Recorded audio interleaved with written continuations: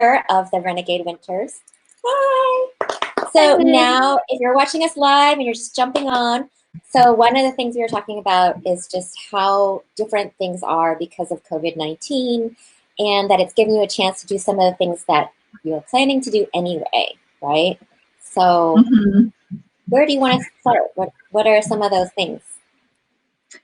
Yeah, so it's really interesting because as we have been for now a couple of years planning to move into an RV, we knew that life was going to change and be very different for us in doing that. A lot of logistical changes. And it's so interesting to me how the COVID-19 with the quarantine and kids out of school and so many things that are shifting right now are like so many of the same things that we were going to need to shift to move into the RV. And it's almost like, and not to make light of the COVID-19 situation, but it's almost like it was just designed for us to be this little practice run at so many of these life changes. So not to say that there aren't things about this that are hard and challenging, because they certainly are. I mean, there are challenges, but there were going to be challenges in the RV, and there still will. Oh my gosh, I'm not trying to say that we're going to, now it's going to be easy because of this, but there certainly are things that have caused me to like take steps forward that I might have put off for later. So one of them, which I know everyone is going through right now, is the homeschooling. Okay, yes. So we've always been a public school family. I mean, except when the kids were real little, they were in some private preschools and such. But you know, we like to have our kids go to school so we can do our work. And then going into the RV, we knew we were going to have to come up with some way that we were going to do homeschooling or online schooling, virtual schooling, something different. And it is definitely something I sort of had put on the back burner, like I'll get to that when I get to that. And then here we are being faced with, okay, well, guess what? The kids can't go to school. So we have to do that. Now, thankfully, I'm getting kind of a transition because, you know, we're getting distance learning from the school district. And so our kids still actually are interacting with their teachers through virtual platforms. And it's so neat, I think, to me, in my opinion. I feel like they are doing a great job of pulling together and getting the resources so that our kids can have some familiarity as this whole change has happened for them too. But where I've had to figure out like which program to use and what curriculum to follow, I'm talking about when we go on our trip, you know, I need to choose some way to administer education beyond just what I believe they're going to learn a ton from our trip. Like that's no question. We're going to incorporate the things we're seeing and doing into the education. But I still wanted to have some kind of program to implement. So it's been kind of neat how we're seeing the programs that the schools are using and kind of having a chance to like understand what scheduling looks like with kids doing more of a home-based school, and also like the attention span of different aged kids and what they can handle and not handle. And then how to just navigate, like, because I do have a career that I'm still working full time right now, or at least trying to. Man, there's this whole different dynamic of like what kind of oversight needs to happen. Even if kids have an online platform or school that they're using, there still is like administering that and overseeing what they're doing and checking in on their work. And so trying to balance that with the work that I need to do for my career. So there's kind of the logistical side. And then of course there's just like this idea of how to manage having reasonable expectations for your kids and what they can handle, what they can do. And then also maybe even more importantly for myself, because going from an environment where I was really free to just, you know, work the day through, to be able to kind of temper the expectations that like there has to be times to check in with the kids, and they might barge in the middle of a Zoom meeting, even though we've talked about it 50 times that they can't do that. Well, let's just stop right there, because I think that, you know, that's a lot of good introduction to, you know, what your challenges are, what you're talking about.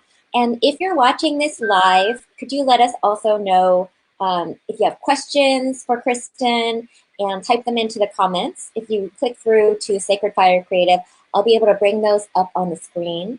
And then for Kristen, I think let's break it down a little more. You know, so there's a lot of high level things that are happening. And oh, hi, Jeremy. So he says, thank you for sharing your experience. Awesome, awesome. Yeah. And so it's really about just exactly that, sharing your experience. And what we're talking about right now is homeschooling. So, just backing up and talking about your two kids. Okay, so what grades are they in right now and in the school program that they're in? Yeah, so right now I have a daughter in 7th grade and my son is in 2nd grade. And so because one's at a middle school and one's at an elementary school, they're actually using two totally different programs. Yeah.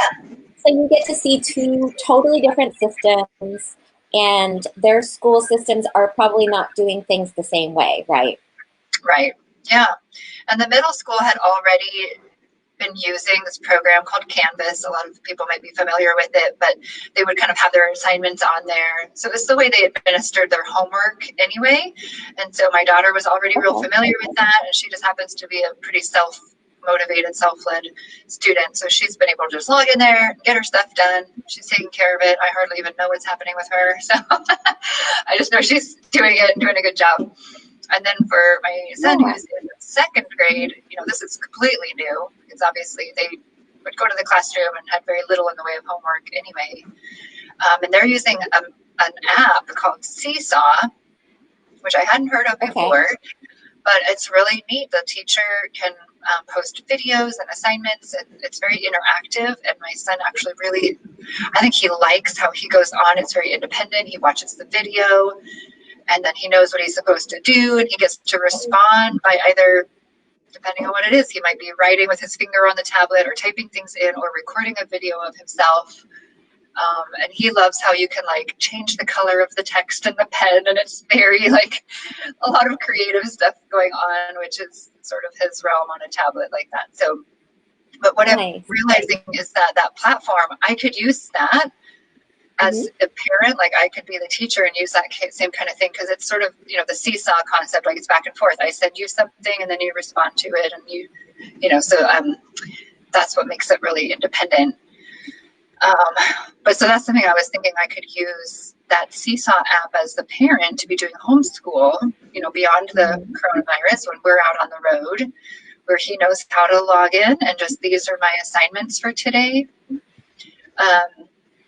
Because when it comes to the homeschooling, and I'm new at this, I'm starting to do the research, but there's sort of you can either enroll into an online school, right, where it's really like school, but just done virtually.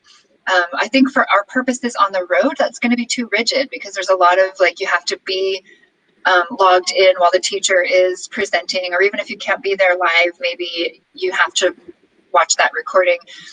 And so it's really a full school day, as if you were in school, or at least close, similar, it seems. And then you can get curriculum packages that send you all the books and the materials. And I'm not sure we have enough space, where we want to have these big boxes of lots of materials. But I do like the idea of some of the work being handwritten, doing an actual workbook that's tangible. I think there's so much value in having our kids still learn how to write, with a pencil. So I feel like we want to. So is your daughter going to be doing the same program that she's in the fall, or you're going to be, just putting her in a different program? Or I don't think she will, because what she's doing right now is just what her middle school has done, just in response to COVID-19, right? So this is just her middle school trying to continue their classes through distance learning. And so I don't think that what she's doing would be able to be continued necessarily, unless somehow the school says, hey, now everybody has an option of either coming to school or being online, but I don't anticipate that. So I think for her, though, because she is really self-motivated and just a good independent learner, that we might look into doing some independent study courses, even through various universities. You can purchase the courses just individually, right? And so that's a direction I'm considering going for her, as well as maybe looking into more of the traditional kind of workbook, paper and pencil type of curriculum. And again, maybe it'll be a mix, right? Maybe she does math through an online program and, some creative writing through something else. It still is like there's so much to research still, but it's fun to be looking into it and starting to test some things out. So are you in that process now of kind of testing out the new things that you might be doing? And would you be holding a similar calendar to a school year, like, starting in the fall, her next classes would start? Or would you kind of vary it because you're going to be on the road? Yeah, that's a great question. And I think that originally I had envisioned keeping a same, like a school year starting in the fall. And what would be nice about that is that we were planning to start our trip in July. And so it would give us, a couple of months to get used to the lifestyle of being on the road, and just all of those new experiences and logistical challenges that I think we may face without having the added pressure of school. But on the other hand, I feel like I might just maybe instead of like having no school and then starting in September, maybe it's more like we do a little baby step, like something small so that we're kind of getting used to it a little bit.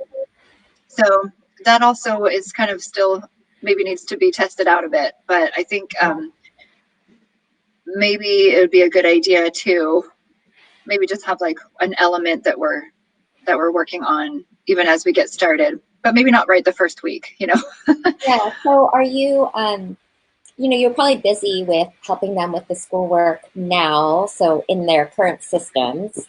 And then when are you going through your process of researching and deciding?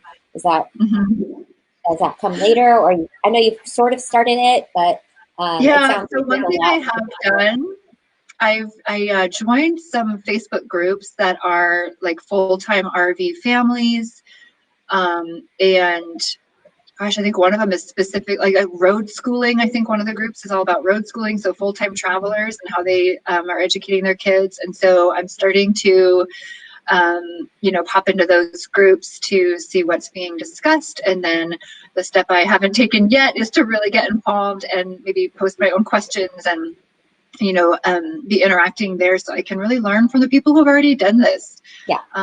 That's what I want is someone who's already been there, done that. But knowing that each family is different, so I can kind of take, bits and pieces of what people have found to be successful and then find what really works for us. Because of the fact that we have a little bit of time before we leave, and then like I just said, I don't know that we would start the first day, right? It hasn't been the top priority for me to research this because thankfully we have something right now. And part of what we're, I wouldn't call it research, but what we're testing and experiencing right now is just like the dynamics of being at home doing school. Yeah. Not so much what curriculum or what workbook or what program, but just like, how does it work logistically to be all together in the same house and you have two parents working, two kids at different ages, like just the feeling of that and more of the, like, not just psychological, emotional dynamics in the house and scheduling, like I said, attention spans and knowing how each kid's different. And then I almost feel like I have to understand those things first, like how we work together doing this before I can really effectively choose the right program or the right curriculum, or that technical process to follow. I think that, to me anyway, comes after I understand better what we need. So I was wondering if the schools were really fast about moving into online platforms, or was there a little bit of a lag between, okay, they're not in school anymore, and then, okay, now we're going to be doing some distance learning? Well, our experience was pretty positive. I felt like they moved quickly. They communicated well. Our district was communicating very frequently and in a positive, we'll get through this together kind of way. So I felt good about that. And then the fact that, as I had mentioned, the middle school and the high school were already using an online program for homework. I think that it was fairly simple for them to transition the teachers to just using that more full time. And then, we had a couple of weeks that were just like school was out and we thought it was maybe going to come back, but then there was the order that everyone had to be on distance learning by April 13th, and our district was ahead of that. We were everything was kind of set up to do the distance learning about a week or a week and a half before the deadline, but it was all stated to be supplemental and optional at that time, while everyone in the district was needing to make sure that everyone had access to the technology, right? So they had everything kind of set up and ready to go, I would say a week to a week and a half in advance of that April 13th deadline. And again, even in our elementary schools, we're lucky because all the students had an iPad at school, but they just were at school. So they went through the process of delivering or having the students pick up their technology. Oh, nice. Okay. Mm-hmm. Oh, yeah. That's another thing to think about is the people don't necessarily have the technology and just being able to get access. Yeah, so it's like having the actual device, like an iPad, and they really need to have their own because they can't be, like I work on my computer, so I can't just let my son use mine, right? So they need to have their own device and they need to have good Wi-Fi and just those kinds of things. And I thought the first week where they were rolling it out, our experience again was just, it was really beautiful the way it was kind of like we're all getting to know the platform and how to use it. And so all of the quote unquote assignments were just easy, like opportunities to explore the technology and learn how it works and get familiar with it, Yeah. And so during that, I know that, all of this kind of happened during spring break. So did it just kind of feel like an extended spring break for your family? And then it was, okay, now we're going to be studying. So the last day of school was actually the week before spring. So we actually had 1 week of no school, and then it was what would have been spring break. And so I would say our family kind of took an easy transition into it because it was spring break. But again, because I do have a career, my business that I am working, I really couldn't we weren't just like on vacation. I still needed to work. So I was pretty quick to implement some expectations and systems, if you will, within my family. We've talked about that a little bit before. We had a little card they could earn their stickers and stuff. So I worked fairly quickly to come up with like a plan, but very grateful that now I can like combine the plan that I created with having the resources from school. And to be honest, the work that they're getting from school, it takes, I don't know, maybe 45 minutes to do it. So this isn't an all-day school program, obviously. It's like they can get their assignments done in 45 minutes to an hour or so. Maybe it's getting more as they're getting into it more. But still, even if it took an hour and a half or 2 hours, that's still only a very small sliver of the day. Yeah. And I'm not about to be like, oh, now that your stuff's done, you can just spend the rest of the day on TV and video games, So even in addition to what they've received from the school, I still have their chart where they have some chores or they're actually doing additional learning activities. So my son needs a little extra help in math. So he's doing like some more like flashcards and stuff like that. In addition to what he's getting from school, he also needs to choose another learning activity, like watching some science videos or studying his language, like he's learning Spanish on an app. So trying to just have them doing more than just that. And then also exercise. They need to be active every day for a certain amount of time. And what else is on there? Reading, obviously, lots of supplemental reading and chores around the house. So both of them have a full list of things that they need to do before dinner time, basically. It's kind of how it works. It's set up with small rewards, like being able to choose what we have for dinner or choose the show that we watch after dinner together as a family. So just trying to make it somewhat fun, even though. Yeah. And last time I talked to you last week, you had mentioned that you do get some support from, the in-laws.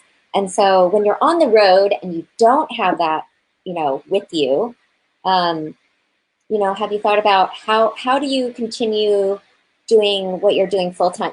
You're in business for yourself. How do you continue doing that while maintaining this new schedule, whatever it may look like? Yeah. for your kids. Well, and again, we're completely getting that now because the in-laws are both sets of grandparents are obviously in the more higher risk categories, right, for COVID-19. So we don't get the help from them anymore. So, although I will say my mother-in-law and father-in-law, they're so amazing and they miss the kids so much. They probably would help if we wanted them to and needed them to. They would do it, no problem. But we're really trying to, follow the guidelines and at home together, because sometimes families, if they were already exposed, then they're just like self-isolating, together. So I didn't know doing that. Yeah, it's true. Well, yeah, and actually they kind of demanded that the kids come sleep over last weekend, so we did that. We on a date night,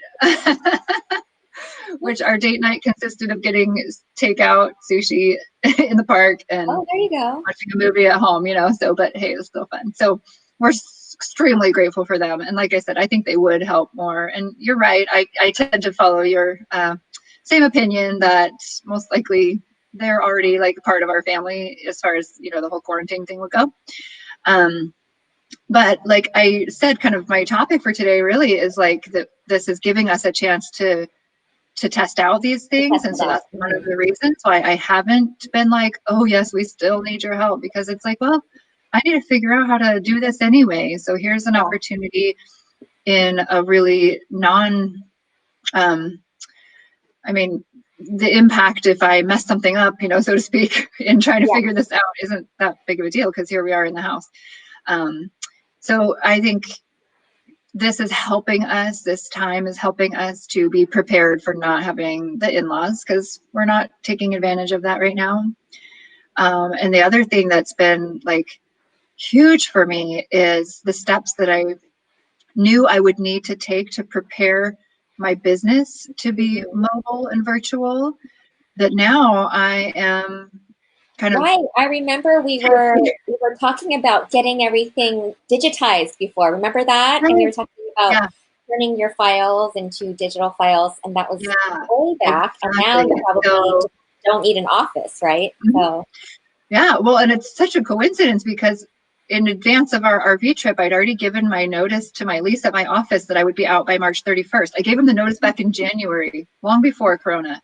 Yeah. And so here it was, like the end of March, I got to move out of the office. I'd already given my notice, packed up all my stuff. And so I've been little by little getting my files digitized, but even more so, I work with clients as a financial advisor. A lot of times people have, and I've even subscribed to the idea that, face-to-face is best. If we can get together in person, that's ideal. And maybe that even is still ideal, but we're all in this moment where that's not an option. And so we're seeing how meeting virtually, just like this, can be almost just as good, and it certainly is viable, right?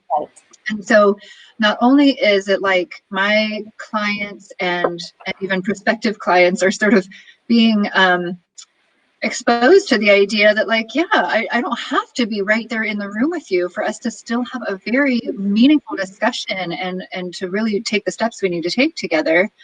But here's the part that's been, I think, most exciting for me, Molly, is that I've kind of been meaning for a long time. I'm a procrastinator, I guess, or I just do what's like urgent, in the moment. Maybe anyone can relate to that.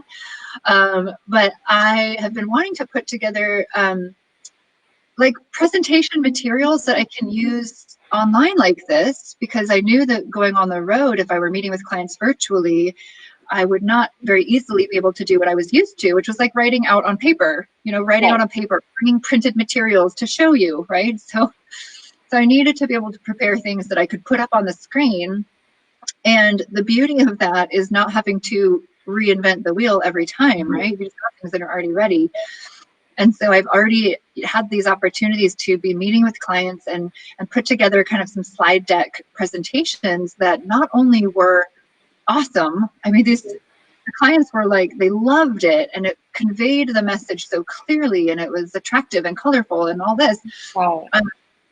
But it also was like, now that I did it one time, I can use that same presentation, if you will, for the next client who's in a similar situation. And of course, it can all be tweaked. But that's like my dream, is to just have this like pack of slides that you can kind of pull out the ones that apply, right? Situation. Well, And I so think I'd really like to talk about what is surprising, because I mean, some of the things we're talking about are necessary, and I get that, you know, it's a great opportunity to do that. But at the same time, it's I mean, it's kind of like business as usual. It's like that's what you would have done, right? So that's where you were going with things. But I guess so. I would have probably put it off till the last minute. Well, you've done a lot of presentations in the past, so I know that. And so, not necessarily, you know, saying that that's like the most revolutionary part of what's happening, but I'd like to hear about, you know, what is surprising for you. I know one of the things you had started to talk about was setting the expectation, the behaviors for your kids, especially so that you can do work at the same time. You kind of mentioned some tools that you have used or created to help make that transition a little bit easier. What are some other surprising things that have happened for you as you're experiencing this new normal, the new abnormal life during COVID-19? Oh gosh, surprising things. Yeah. Is Gary working too? He's full-time at work, and he's working, and he sometimes goes into his office and sometimes works from home. And he also has kind of his side projects, you know, that he's doing from home, other career development things. So he's kind of in and out, you know, doing stuff and supporting the kids too. What I was going to say maybe constitutes as being surprising is like that it's like I can get as much done during the day, even though I have all these interruptions for some reason. At least it seems like. So it's like either maybe I wasn't being as efficient before, or it's maybe a matter of expectations. Maybe that's all it is that once I sort of let go of this high need to have accomplished so much during the day. So maybe it's not that I'm accomplishing more. I'm just like more forgiving of not, or I don't know how to say it. Like I'm more excited about what I do accomplish, even though it's maybe not as much as I would have before. I feel like I've done enough, because it's giving myself grace for the time that I have. Yeah. And then knowing that I'm like doing what's most important is being with my family. I mean, that really is my priority. And that's why one of the main reasons we wanted to set off in the RV is so that we can make that shift of the pendulum toward family. Yes. And well, so here's something that is more of a surprising realization. Okay. Is that like, I sort of had this vision, I guess, that we'd go in the RV and it would mostly be touring things and doing fun stuff, you know, and like, and my work would just sort of fit in. And here we are with being out of school, and it's different. We don't have the touring around all the fun stuff to do yet. You know, we're just back at home. And I'm like, dude, I still have a full day of work to do. And so the surprising part to me is like, I am going to have to really shift my expectation and my, you know, just the time that I have available to do my work is going to have to take a different shape, I think, whether it's like maybe a day a week that I dedicate, or a certain amount of time each day, but it's not going to be, 6 hours a day. Yeah. So, well, and can we talk about, let's talk a little more about what you do, because I think that right now, what you're doing and what you do for your work is even more important, right? So I think that it's become obvious that it was important this whole time, but not everybody was paying attention to that. So now that, you know, we're in this pandemic or in crisis mode, people are saying, oh my gosh, what should I do? Kristen, help me. And so is that kind of like I mean, that's the sense I get that's happening. They're becoming aware of, okay, there were things I was supposed to be doing that I didn't do. So, but now what? Yeah, exactly. And it's almost like there's kind of two sides of that coin. But for this one, where it's like, crap, I was not prepared. I didn't do the right thing. And I've been there. Like, that was my whole story about why I do this now, is that I was in that situation prior to 2008 of just, living the high life with a big income and thought we had it made and it was only going to get better. And then everything got wrecked. And it was like, oh, geez, we did not know what we were doing. We're not making the right decisions. And ultimately, that's what led me to doing this work. So I know it. I've been there totally. Yes. But yeah, for that side, we can always say like, well, yesterday was the best time, to plan and do these things, but it's not yesterday anymore. So then we have to say today is the next best time, right? So right now is the time to start getting, if it's knowledge and education that we need around money and how money works and steps we could take, or it's just guidance and prioritizing what to do next. Particularly in a time where if your income has dropped or things are feeling tighter, more limited than they were, then rather than, I can't think about this until everything goes back to normal, it's like, well, no. If things are tight now, let's at least get things figured out and make a plan so that as things return to normal, you know what steps to take and what direction to go. So it is definitely a good time for that. And then on the other side of that coin are people who still are working and their income hasn't been affected. But maybe they've seen their 401k or their retirement investments or other investments take a huge hit. And they're wondering, does that have to happen? I mean, are we just all supposed to sit here and like watch our money fritter away when there's these big market downturns? And the fact is that no, we do not. There are ways that we can have money in places that are safe or have at least a defensive strategy in place so that when things like this happen, that's something that you're very good at. And one of the things I went to, was it just last week or might have been the week before, I went to one of your workshops that you and Julie and Mark did, and it was phenomenal. And so I heard that there was such good praise and so much demand for it that you had yet another one, right? You know when you're going to be doing your next one? Because I know that's in the past now, so I want to be able to. It is in the past now, but yeah, and I would just want to mention, because it's relevant to what we're talking about, this preparation to go on the road, is that these virtual workshops, they have been so well received, and just, I mean, we can all relate. Like, I love being able to go to a class and just be wearing my sweatpants and eating my ice cream. Come on, how often do we get to do that? So I think that has been awesome, because I think that it's made it more accessible for a lot of people. And also the fact, this might sound kind of funny, but the fact that like we go onto a webinar and like maybe nobody even knows that I'm there. There's not any, sometimes it can be uncomfortable or maybe even feel a little embarrassing if you feel like you need to go learn about money. It's not, by the way, because everybody needs to learn more about money. But to be able to go onto a webinar where like nobody knows that you're there to learn or what your question is or why you're concerned, right? You're just there.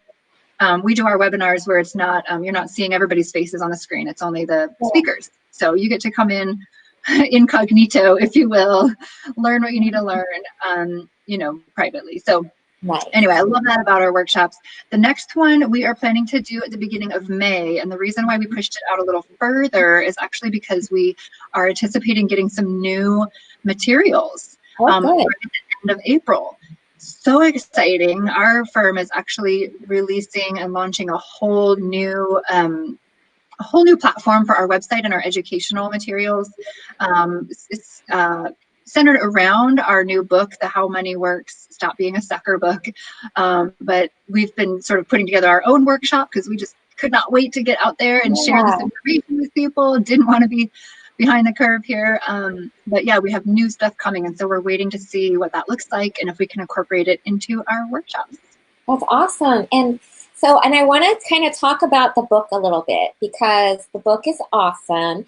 And I know that you sent it out as a gift to some of the people that you know. And so if they're watching today, what kind of actions would you want them to take? I mean, you want them to read it, obviously, but are there like steps that you want them to take afterwards, or is it just kind of like good stuff to know? Yeah, sure. If you received one of my books, I really do. I hope you love that as a gift and will read it. It's maybe to get a book about money in the mail, if you have a question mark around that, just know that it's coming from love, and that this book is unlike any book about money that I believe any of us have ever seen. Okay, it's like funny, it has little characters, it's colorful. You could probably read it in 1 hour. And I think that I know that even people who are financially savvy and have a good financial foundation of understanding about money are going to pick up a new tidbit, a new concept, something they hadn't seen before, or just had maybe kind of forgotten about or overlooked. There's just some really good, juicy stuff in there. So give it a read. And I would say if you have a partner or a spouse, read it together, or at least both read it and then kind of come together and have a conversation. In the back of that book is a money discovery worksheet. And this is such a great way to just kind of take stock of where you are right now, what goals you have that you're trying to reach. And then if you have a financial professional you work with, you could utilize that relationship. But I'm here as a resource and maybe even a second set of eyes for people who are saying, here's what we've already done, and here's what we're on the way, we're on the path, or we think so. And we just take a look at the 7 money milestones is how we break that down, and just make sure there aren't any gaps or any blind spots. I find so often that even folks who are doing a great job financially, they have a really good, strong start, we've been able to identify areas where they could reach their goals more efficiently, or maybe a particular financial path or vehicle that they didn't even know existed because maybe their advisor doesn't focus in that area. They might kind of have a lane where they specialize, and so they haven't ever brought to the table some of these great resources and opportunities that just, frankly, if you're not aware of them, how would you know to take advantage, or if they would even be the right fit or the right solution? So it's valuable to be open to a second opinion, or just, like I said, another set of eyes saying, hey, are you aware of this, or did you notice that? So yeah, and that's such a good sounding board. And one of the things that we just talked about is that you can relate to issues that people have had with money. So there's no shame, there's no judgment. It's pure give. How can we help you get to your goals or get to a better place in your relationship with money? And I'm definitely a firm believer in having that good relationship with money and learning more all the time. So that's why I go to the workshops. I want to learn. I'm always learning, and I do appreciate that there are different kinds of products that different financial advisors have. And so to be aware of what they are and to ask, feel free to ask, So if somebody were to come to you, Kristen, and just say they just want to talk about their money situation, is that something that they would pay a fee to do? Or is it more like they're talking to you, getting a consult, and how does that work? Yeah, absolutely. So I'm a consultant working on your behalf. There's no fee or invoice that you have to pay. And really, one thing that sets me apart is that I don't subscribe to any particular one philosophy. I'm not representing one company's line of products. And so it's like being a personal shopper for you as the client. Just understanding the goals, the needs, the very specific individual situation, and then going to the financial marketplace, the universe of money, and finding the right solutions and right tools to help you get from where you are now to where you want to go. And it costs you nothing out of pocket. And no matter where you invest or get financial products, there's fees built into those things, and that's how I'm compensated. So it's not going to be any different than anywhere else you might invest, except as far as the fees go. Hopefully it'll be different because, like you mentioned, I really care about people, and I'm here to serve and help and love on the people that would trust me with something as important as their financial future for themselves and their kids and their family. It's so important. What I see, you are doing so many things. So an average person would just say, oh my gosh, that's way too much stuff, right? But here you are, you're running your business, you're a mom, you have your household, you've taken care of also some family, and then your kids are now homeschooled, and you're planning this trip, which is not just a trip. I mean, it's 18 months at least. And so it's a huge endeavor. And so I'm looking at this like you are acquiring all this knowledge and these skills. And I know you, so I can say that you're doing the research and you're going deep in all of this. One of the things I see, is I'm just planting the seeds for the future, is that, people can come to you and they'll say, okay, Kristen, I know that you've researched a whole bunch of homeschooling options.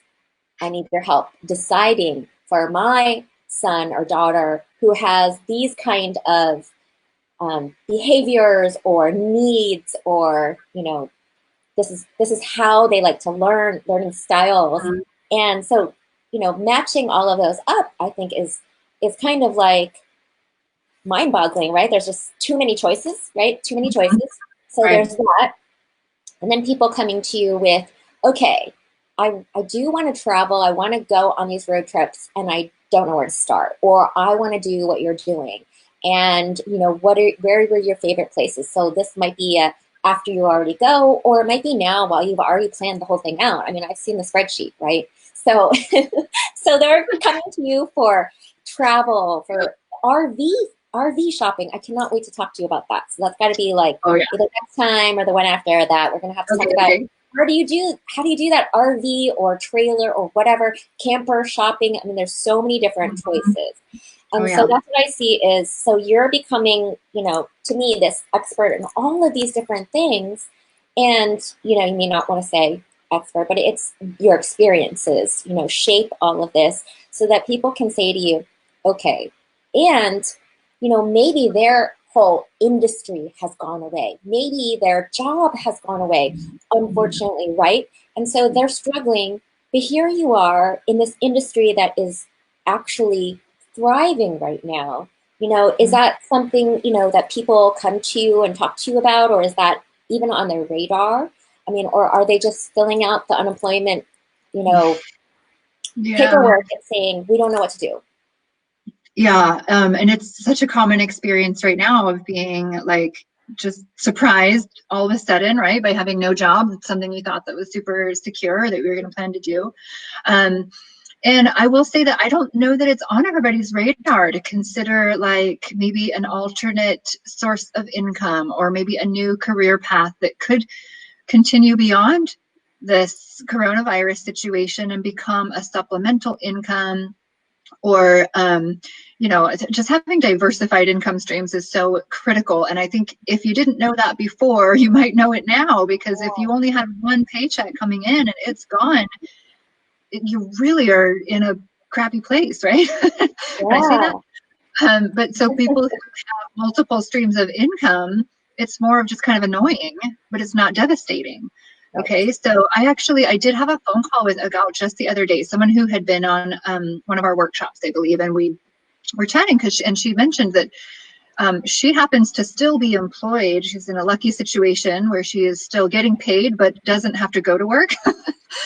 So she's like just kind of at home with nothing to do. But the fact is that what she was earning from her job was a lower level of pay, and it barely supports her lifestyle. I mean, she has a hard time even paying all the bills each month. And so she was like, I'm just at home with nothing to do, but I don't make enough money. And so I said, I don't know, this wasn't what we had planned to talk about, but our company is expanding, and because this is such just a really important time for people to learn about how money works and get financially educated, we need more and more people. We're really building an army to go out to disrupt the financial industry, and more importantly, to eradicate financial illiteracy. That's the core of our mission, to eradicate financial illiteracy in the world, starting with North America. And so I mentioned this, like, I don't know if this would be of interest to you, but you say you have time on your hands. She's a teacher, so it's like clearly you love helping people, want to make a difference, and have this teaching background. What would you think about helping teach people about money, and sharing these books and inviting people to these workshops? And she says, man, that seems really appealing. And so it was just something that, again, she probably hadn't ever thought about, but it gave us this opportunity to say, why not bring in a new source of income while you have the time? And then once, even if she gets to go back to work, there's no reason she can't continue to do that work and share that message and the mission to supplement what she earns from her job. Yeah, I love it. So I know, you know, we get super excited about this, and so I love how passionate you are about what you do and helping people. And as we're wrapping up here, I just want to say, you know, if you're struggling with your money, or you're living paycheck to paycheck, or you are wondering if your job is going to come back, if you're furloughed or whatever, you know, take a moment to just kind of say to yourself, is there a chance that I might want to do something different? You know, I don't want everybody to just be stuck and feel like, oh my gosh, in another month or two when they don't have the means to get by. I want to be able to help you now. So this is kind of like why I want to bring it up too, is like, here's the reality. The reality is more and more people need help with this. More and more people need help with their money. And there are resources available. And it doesn't have to be scary. You can start where you are. You learn as you go. And then I feel like, Kristen, you were just such a good example of somebody who, you know, you've been through rough times. It's not like it's all been super easy street. You went up, and then, you know, you had some challenges. And so now it's a way to kind of give back and help everybody.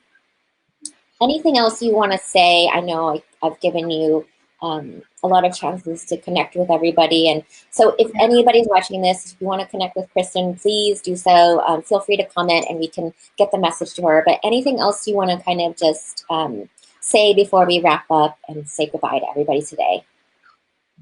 Well, this has been a fun conversation. I think we hit on a lot of different areas, and it's just been great to share our experience and my passion for some of what we do. So yeah, I would love to speak with anyone who just has questions about putting defense on their investments, or how to get through this tough times, or anything else. It's always just fun to talk, and usually very helpful to just have a, like you said, a sounding board to share those concerns and get ideas. So looking forward to more of this and talking about the RV next time. Awesome. So yeah, thank you everybody for watching. Please share this, and especially with somebody you know who is struggling, because that's the topic today too. We talked about a lot of different things. If you are watching and you have certain things that you want to hear more about, let us know. Thanks so much. Bye. Bye.